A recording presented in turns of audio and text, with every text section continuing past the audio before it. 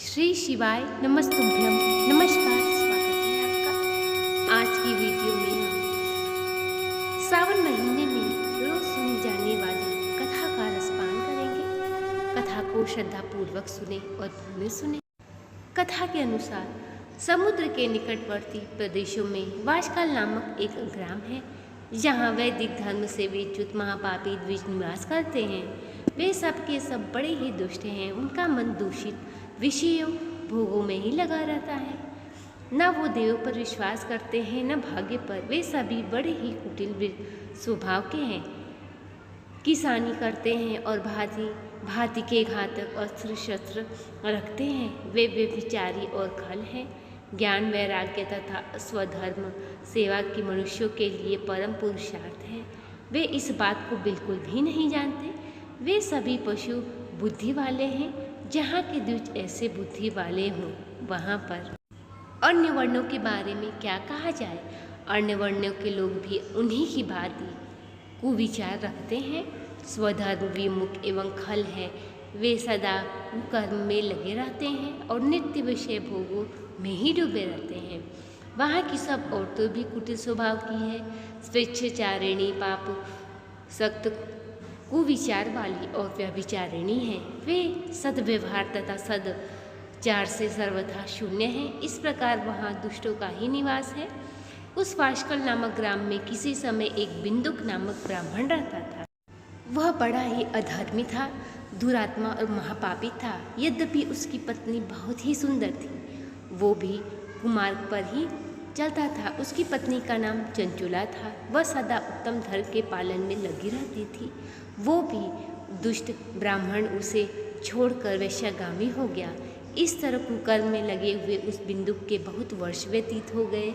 उसकी पत्नी चंचुला काम से भी पीड़ित होने पर स्वधर्म नाश के भय से क्लेश सहकर भी दीर्घ काल तक धर्म से भ्रष्ट नहीं हुई, परंतु दुराचारी पति के आचरण से प्रभावित हो आगे चलकर वो भी दुराचारिणी हो गई। इस तरह दुराचार में डूबे हुए उन्मूल चित्त वाले पति पत्नी का बहुत सा समय व्यर्थ में चला गया। तदनंतर शुद्ध जातिकाएं वैश्या का पति बना हुआ वह दूषित बुद्धि वाला दुष्ट ब्राह्मण बिंदु समय अनुसार मरकर नरक में जा पड़ा। बहुत दिनों तक नरक का दुख भोग कर वह मूढ़ बुद्धि पापी विंध्य पर्वत पर भयंकर पिशाच हुआ। इधर उस दुराचारी पत्नी बिंदुक के मर जाने पर वह मूढ़ हृदय चंचुला बहुत समय तक अपने पुत्रों के साथ अपने घर में ही रही। एक दिन देवियों से किसी पुण्य पर्व के आने पर वह अपने भाई बंधुओं के साथ गोकर्ण प्रदेश में गई। तीर्थ यात्रा में घूमने के कारण और देव मंदिर में गई। वहाँ उसने एक दैवज्ञ ब्राह्मण के मुख से भगवान शिव की परम पवित्र एवं मंगलकारिणी उत्तम पौराणिक कथा सुनी।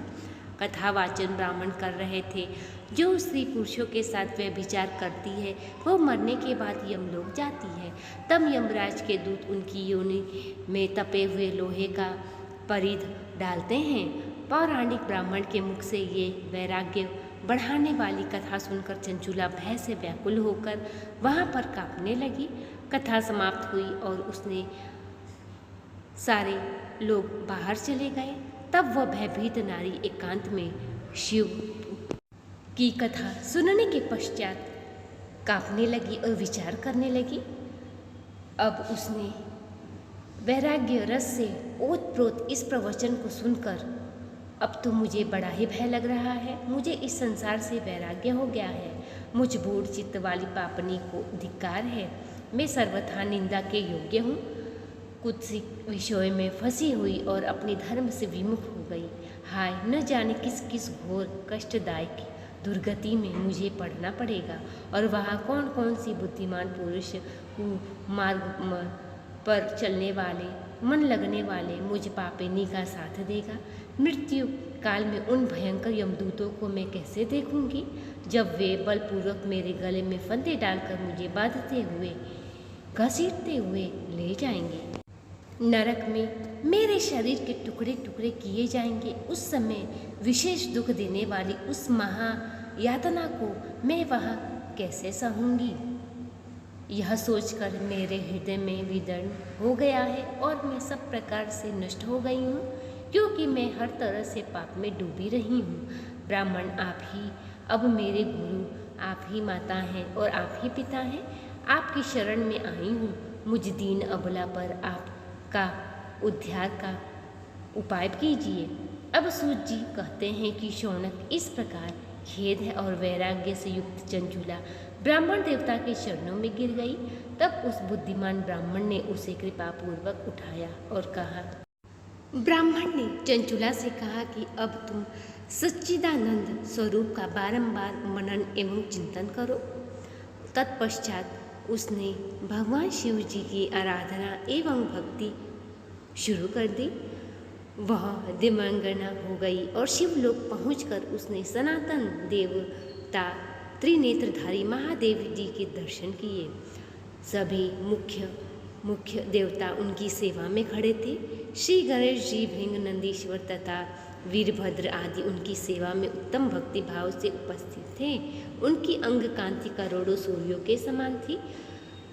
वे नील चिन्ह शोभा पा रहा था। उनके 5 मुख और प्रत्येक मुख में 3-3 नेत्र थे। मस्तक पर अर्धचंद्राकार मुकुट शोभा दे रहा था। वाभांग भाग में गौरी देवी शोभायमान थी, जो विद्युत पुंज के समान प्रकाशित हो रही थी। गौरी पति महादेव जी की कांति कपूर के समान थी और उनका सारा शरीर श्वेत पद्म से भसित था।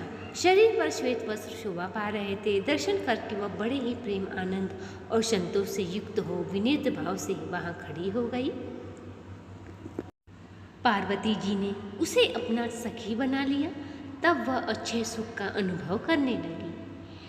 तो ये थी आज की कथा।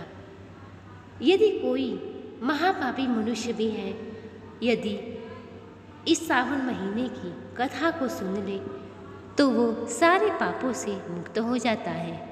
आप नित्यनेम सावन महीने की कथा अवश्य सुने। इस चैनल पर रोज आपको एक नई वीडियो मिलेगी जो सावन महीने में कथा कही जाती है। कथा अगर पसंद आई हो तो चैनल को सब्सक्राइब करें, वीडियो को लाइक और शेयर करें। कमेंट बॉक्स में भगवान शिव जी का जयकारा लगाएं। मिलते हैं अगली वीडियो में अगली कथा के साथ। तब तक के लिए नमस्कार।